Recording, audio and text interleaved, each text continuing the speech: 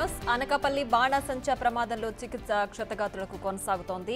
గాయపడిన 8 మందిలో 2 పరిస్థితి విషమంగా ఉంది. ఇప్పటికే స్పాట్లో 5 హాస్పిటల్లో 3 మృతి చెందారు.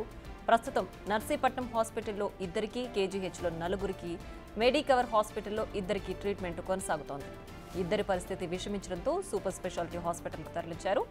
నర్సీపట్నంలో 6, అనకాపల్లిలో 2 మృతదేహాలకు పోస్ట్ మార్టం పూర్తి చేసి బంధువులకు మృతదేహాలను అప్పగించారు. అటు ప్రమాద స్థలిని అగ్నిమాపక శాఖ డీజీ ప్రతాప్ పరిశీలించారు.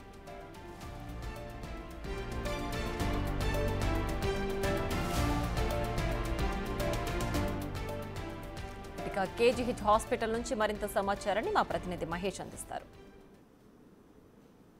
అనకాపల్లి కైలాసపట్నం బాణసంచ ప్రమాదంలో ఇప్పటికే 8 మంది చనిపోయారు. తర్వాత మరో 8 మందికి తీవ్ర గాయాలై క్షతగాత్రుల్ని నర్సీపట్నం, విశాఖపట్నం కేజీహెచ్లో చికిత్స పొందుతున్నారు. ప్రస్తుతం మనం విశాఖపట్నం కేజీహెచ్లోని డిపార్ట్మెంట్ ఆఫ్ ప్లాస్టిక్ సర్జరీ ఈ డిపార్ట్మెంట్ దగ్గర శస్త్రచికిత్స జరుగుతుంది. ఎవరికైతే కాలిపోయిన శరీర భాగాలు కాలిపోయి వాళ్ళందరికీ కూడా ఇక్కడ చికిత్స జరుగుతుంది. ప్రస్తుతం మనం ఈ బ్లాక్లో 3కి ఇక్కడ చికిత్స అందిస్తున్నారు. మరో 2కి సూపర్ స్పెషాలిటీ బ్లాక్లోకి అయితే షిఫ్ట్ చేశారు. నిన్న మరో 2కి విషమంగా ఉండడంతో ప్రైవేట్ హాస్పిటల్కి, మెడికవర్ హాస్పిటల్కి అక్కడికి పంపించారు. మెరుగైన వైద్యం అందించేందుకు కూడా పంపించారు. బంధువులు అయితే ఇక్కడ చాలామంది కూడా నిన్నటి నుంచి కూడా ఇక్కడికి చేరుకున్నారు. వారి లోపల ఉన్నటువంటి కుటుంబ సభ్యులకు ఆరోగ్యం ఏ విధంగా ఉందో తెలుసుకునేందుకైతే ఇక్కడ ఉన్నారు.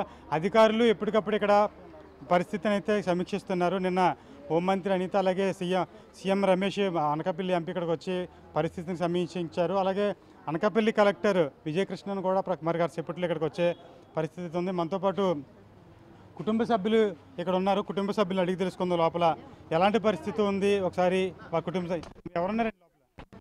మా బాబాయ్ వాళ్ళండి. మా బాబాయ్, మా పిన్ని, మా చెల్లినండి.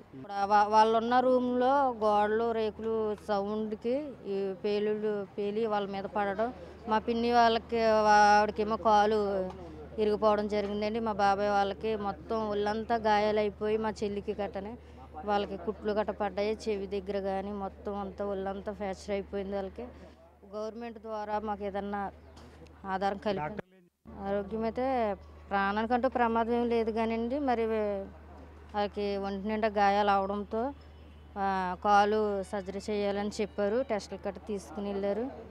వారికి మంచి వైద్యం అందించాలని ప్రభుత్వాన్ని కోరుకుంటున్నాం. భద్రతా చర్యలు, భద్రతా ప్రమాణాలు ఏమీ పాటించలేదనేది స్పష్టంగా అర్థమవుతూ ఉంది. దీనికి సంబంధించి నిన్న హోమ్ మినిస్టర్ గారు, అధికారులు వచ్చి తూతూ మంత్రంగా వ్యవహారం చేశారు. ఎవరైతే చనిపోయారో దాదాపు 16 మంది పనిచేసిన వాళ్ళు 8 చనిపోయారు, 8 క్షతగాత్రులయ్యారు. 8కి 15 లక్షలు ఇస్తున్నాం అని చెప్పింది రాష్ట్ర ప్రభుత్వం.